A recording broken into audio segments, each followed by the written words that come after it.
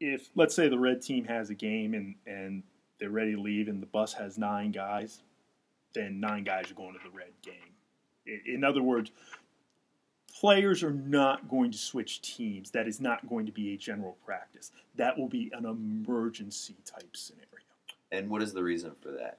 The reason for that is basically because I want guys on the different teams to have sort of some guaranteed playing time. So for example, if you're on the red team, if the red team has 16 players, I don't want a guy who's getting a lot of time for the white team to come and eat into a red team player's time. I want the players on each of those teams to get that time. I want them to know that they're going to have a game to play, not one of these situations where somebody just sort of shows up and plays for a game. I don't think that's sort of right. In other words, if the red team has a game today, then the guys on the red team are going to play the game. So when players are put on either the red or the white team, they'll be on that team for the remainder of the year, bar none. Unless emergencies. But emergencies, yeah, yes, barring something unforeseen. Again, we're not going to forfeit a game, but by and large, yes, the red team and the white team, that's how it will work. In other words, the intention will not be to switch players between teams. Okay. Now, the JV is being somewhat hybrid. It doesn't exist anymore. It doesn't exist. Exactly. Yeah. Somewhat replaced. So the new AA level, why don't you explain that to us? Right. AA, yes, is basically going to be 9th and 10th graders. Select 8th graders can potentially play on the AA team through invitation. Okay, invitation being from you or I.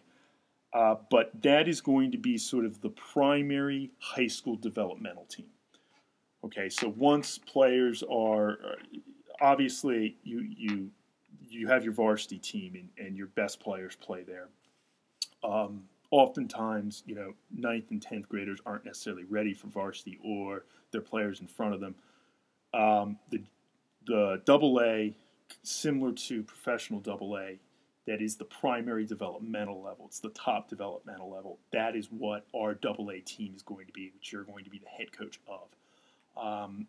So I guess, yeah, it would be similar to old JV, okay, but what it is for us is it is our primary developmental team. Okay.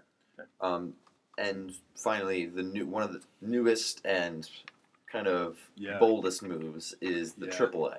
Yeah, this one is a little bold. AAA. Well, at the professional level, AAA is traditionally for either older players who have not yet made the major leagues, or players who were in the major leagues and have, for whatever reason, there isn't roster space in the major leagues for them currently. I think of a great example is John Lannon from the Nationals, who people will know. John Lannon, has been a pro pitcher about 5 years, and the Nationals all of a sudden have this great staff. He was their number 2 or 3 starter recently, but because the Nationals have upgraded their pitching staff, there's no room for John Lannon. John Lannon's now AAA. Now, we're obviously not going to be that extensive. What it's likely going to be is this is, I would say, of all the changes, this is the one that we don't know how it's going to work. In other words, it has the most unknowns. So for next year, our AAA team is going to play between 3 and 5 games. We're going to schedule it between 3 and 5 games. They're likely going to play JV teams from the WCAC, and it's going to be either sort of emerging 9th and 10th graders, or 11th graders, high schoolers who need time, who potentially can help the varsity.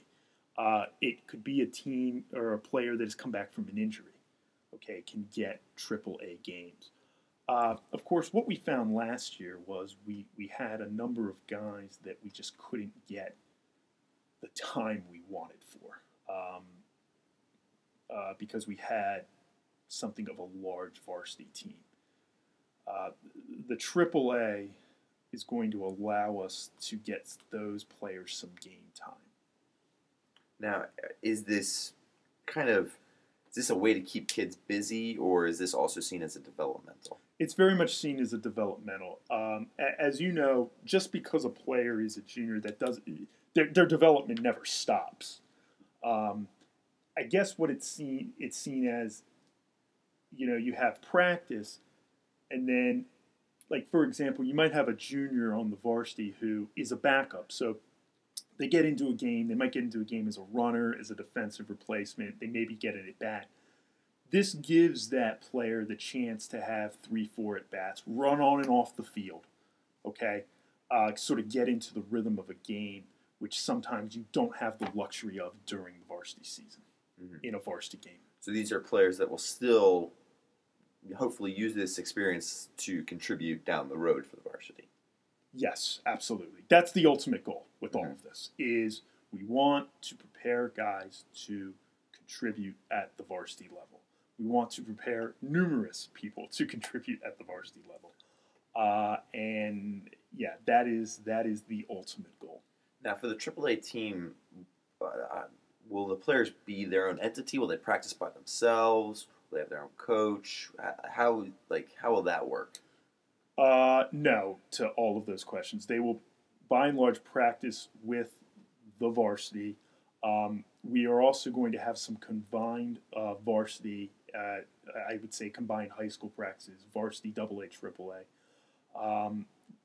They will, by and large, be players from the varsity roster with some others from the AA roster. That's why they're only playing 3 or 4 games, because it's essentially a hybrid team.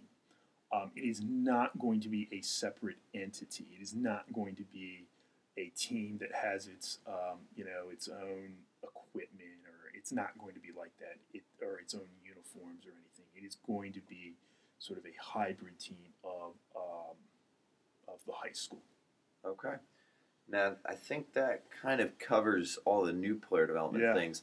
A slight kind of alteration to the fall schedule is we're going to be holding some middle school practices / clinics after school some days of the week. Why don't you tell us about those?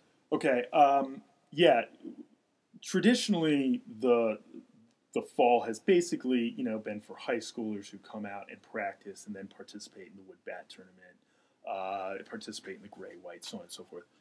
What we're going to have is a couple days this upcoming fall where it's going to be specific to the middle school players. And middle school players can come out and they can practice. They can be evaluated by you, John, and I, by the high school coaches. It can be, a meet and greet, and just sort of, and it can also begin sort of our player development. They can get to know us. We can get to know them. We can help them with their skills.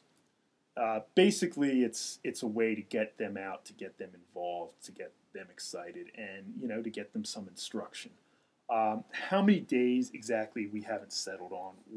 We are looking to have a fall schedule out, I'm hoping within the next 10 days. Okay, typically early August is when we shoot for that. So check that out. Check back on heightsbaseball.com. But yeah, we're going to have middle school workouts after school. Alrighty, sounds good.